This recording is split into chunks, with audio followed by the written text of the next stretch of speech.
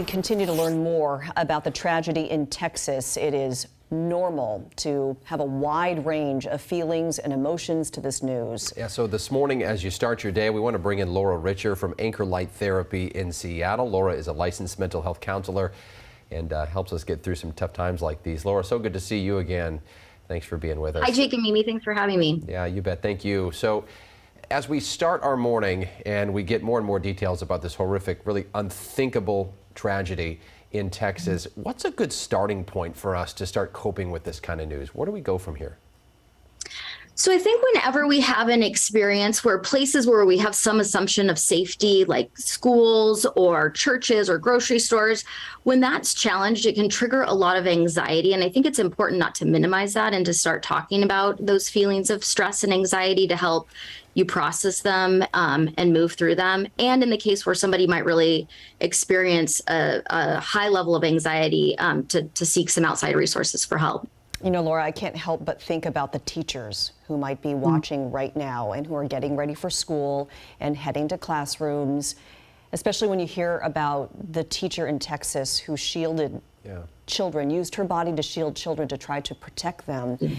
I'm just wondering, you know, what kind of advice do you have for the educators who are going to school after hearing and learning about this, and their job is to probably talk with their students as well about this?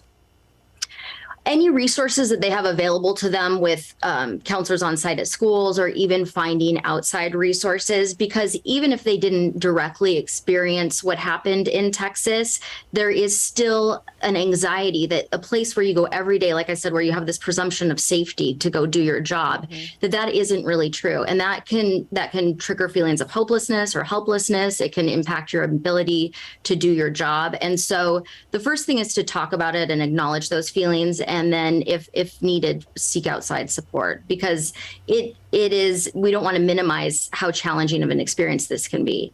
Yeah, and one of my good friends is a teacher, and she says this is trauma on top of trauma, especially when, you know, the suspected shooter in these cases is the same age as the seniors that she's going to standing in front of every morning. It's just mind-boggling. So if it all comes too much to bear for a teacher or anybody, if there's all these feelings and it gets to be too much, at what point do you seek help?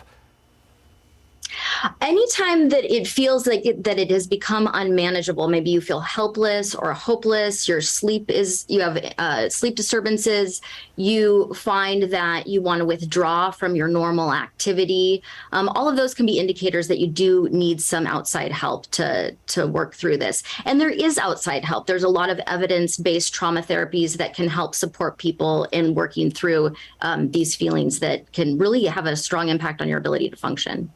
So I was just wondering, you know, what kinds of physical things might one experience when they're kind of undergoing stress and anxiety, sort of processing this news, and we're all processing it differently. Some people go on social media and, you know, post a lot to sort of, you know, I don't know, get their emotions out, and others sort of withdraw. What's the best way to make sure that we stay on top of being aware of what's happening within our bodies?